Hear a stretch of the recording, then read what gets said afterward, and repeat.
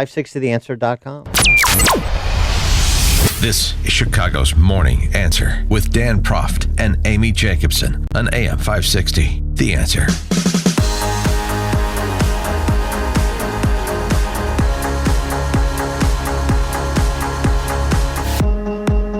Good morning, Dan and Amy. And Amy, I know you're going to like our next guest. You know how I know?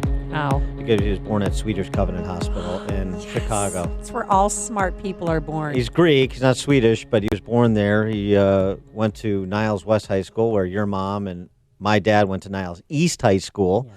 Chicago guy who made international news, got ensnared in the Trump Russian collusion investigation. George Papadopoulos pled guilty to lying to the FBI. He was sentenced to 14 days in prison, served 12. 2 days for good behavior. Yeah, barely. He wrote a book, Deep State Target, How I Got Caught in the Crosshairs of the Plot to Bring Down President Trump. And George Papadopoulos joins us now. George, thanks so much for being with us. Appreciate it. Thank you very much for having me.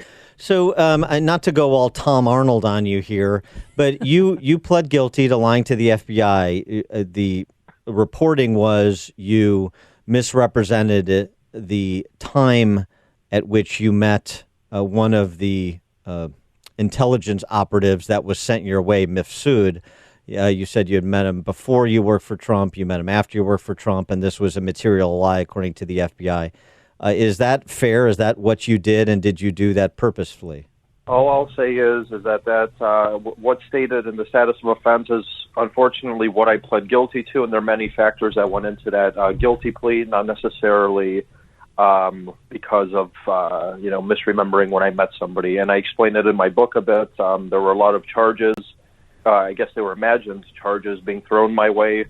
I had been dealing with the Comey FBI and the special counsel for at least a year going up to that point, meaning legal bills were racking up. Mm-hmm. And as somebody who was hidden away from the world the way that I was purposely, where I couldn't contact even the lawyers that I wanted to represent me in Washington or contact my political connections I had in D.C., I was essentially stuck in Chicago, in a foreign city, which it's my hometown, but it's not a city I had any business or professional connections to for years. And that's basically how you get squeezed into a guilty plea in the federal system sometimes, and I'm sure something like that happened to Mike Flynn and others who were involved in this case.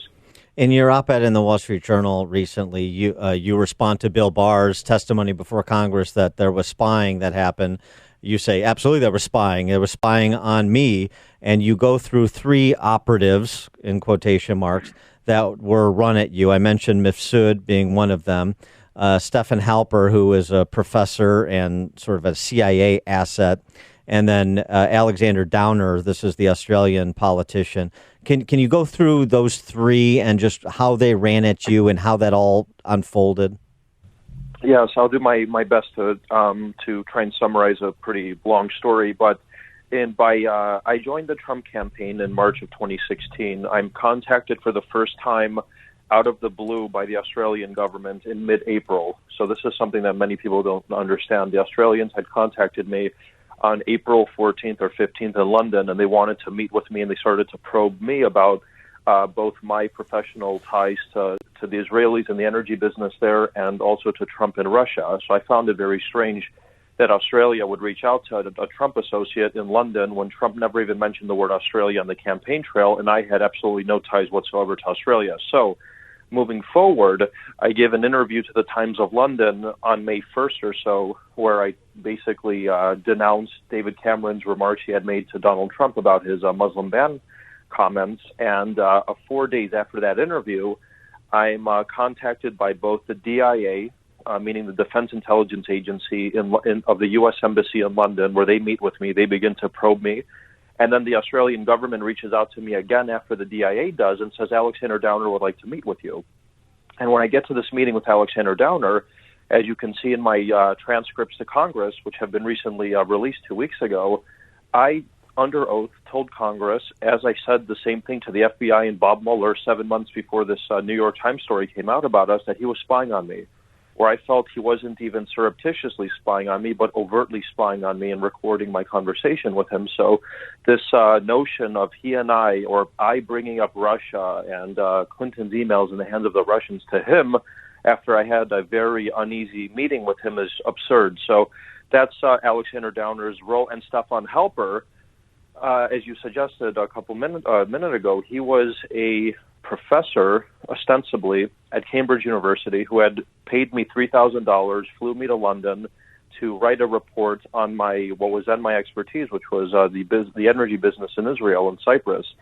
And as soon as I get there to London, he has a seductive young woman try to extract information out of me that never existed in the first place, and then he wines and dines me, and he begins to play with his phone as well, and starts to ask me open-ended questions about Russia and what Trump's involvement with Russia is, and hacked emails. And of course, Trump and I, and no one on the Trump campaign had anything to do with the Russian government, let alone conspiring with the Russian government. So I felt that he was recording my conversation even as far back as that initial meeting. And during my testimony to Congress, which all 239 pages now are released, you can see that members of Congress, including top allies of President Trump, John Radcliffe and Mark Meadows, who I was testifying in front of, they made me believe that there are transcripts in the hands of the U.S. government that's between myself, Alexander Downer, and Stefan Halper, and possibly even Joseph Mifsud. Now, it makes complete sense. I mean, Joseph Mifsud, if you just look at his ties, as I explained in my book, Deep State Target, they're connected to both MI6 and the FBI. I actually met him at a school that trained CIA and FBI operatives in Rome, and I was introduced to him by an FBI intermediary in London at a company I used to work for.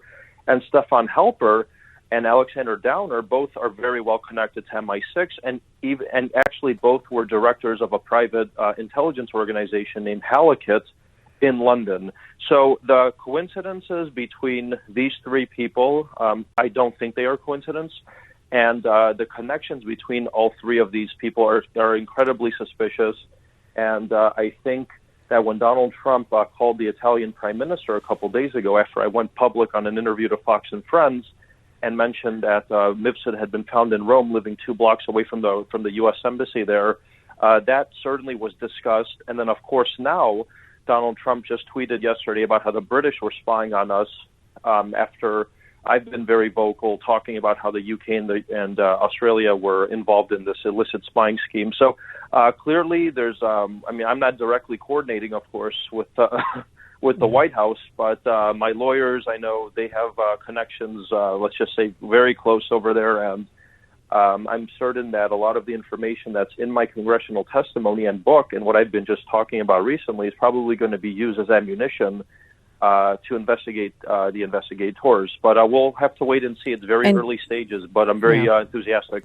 And George, have you flirted? Do you think President Trump has flirted with the possibility of pardoning you and other victims of this witch hunt? Well, Hannity asked Donald Trump this question poignantly on his show about 2 weeks ago. He said, "Are you going to pardon Papadopoulos and Flynn?" He didn't even mention Manafort or Roger Stone. And the president basically demurred, and he said that this is a very sad story. I don't want to talk about pardons right now, but we have to get into some of these other issues that I just brought up right now, like illicit spying and who was involved. So my lawyers are involved. They have formally applied for a pardon. It's a legal question at this point. I'm not expecting a pardon, but of course, if it's granted, I would honorably accept it. And we'll just see what happens at this point because my life has really been on a roller coaster the last 2 years. I started off as this pariah who lost all his contacts in the Republican Party to now being a potential linchpin that could contribute at least somehow to the new investigations into what I truly believe was an illicit scheme to overthrow a duly elected president. So life has changed for me quite dramatically. And what are you doing now? What are you doing now? So the last 6 months I spent writing my book, Deep State Target. It took up all my time. It's doing very well. I'm very happy about that. I'm in Los Angeles now with my wife. We're actually working on a docuseries where we've been about our life, pre and post Mueller. They'll likely be on one of the major networks very soon. And she's out here doing some acting. And I've been flirting actually with getting back into politics. I've had some people, some very senior level officials from the Republican Party here in California, reach out to me to discuss those prospects once this storm subsides a bit, which it looks like the Russia element that never existed has subsided, but the new investigations and what my real role moving forward is in contributing to that has not subsided. So people are very curious to see how I could possibly fit back into the party. We'll see. I haven't made any decisions right now. I'm just trying to take a short respite from the last couple of years and see what happens. But we're basically trying to blur the lines between entertainment and politics over here in Los Angeles. Like the rest of the nation does. Yeah, right. Well, exactly. And as you can imagine, being in Los Angeles and being affiliated or associated, I guess, even indirectly with a story of this magnitude, and with the intrigue, and I don't know if you had a chance to read my book, but there's certainly an espionage, element to it, and people find it interesting. So we'll see what happens. We hopefully one day becomes a movie, but you never know. In your book, Deep State Target, do you talk about your 12 days in prison?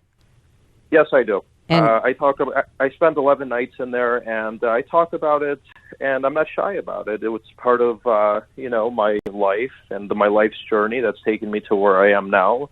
And I grew a lot from it, and it wasn't a bad experience at all. And I give some very nice details about people I met in there, and it wasn't actually too far. It was in Oxford, Wisconsin.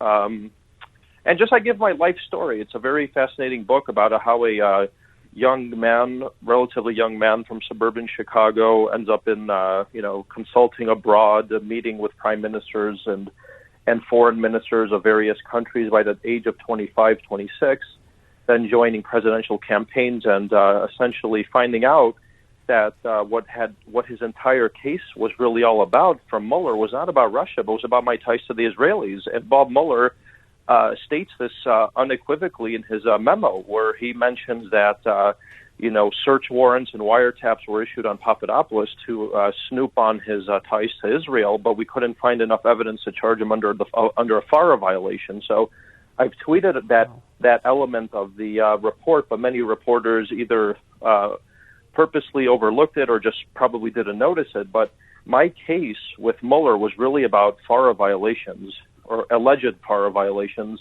that had to do with my previous lobbying work in the energy business in the Middle East. It had nothing to do with Russia, because as I explained, I have no Russia contacts, and they were completely fabricated. So that's a very interesting side of my story that I explain in vivid detail in my book.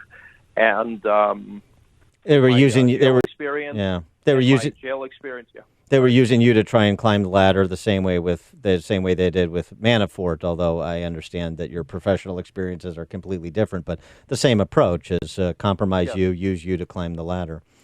He is George Papadopoulos. The book, Deep State Target, How I Got Caught in the Crosshairs of the Plot to Bring Down President Trump. George, thanks so much for joining us. Appreciate your insights, continued success with the book and your other projects, and good luck to you. Thank you very much. I appreciate it. Thank you. And he joined us on our turnkey.pro answer line. Hear about the big stories of the day, then talk about them right here on Chicago's Morning Answer on AM 560.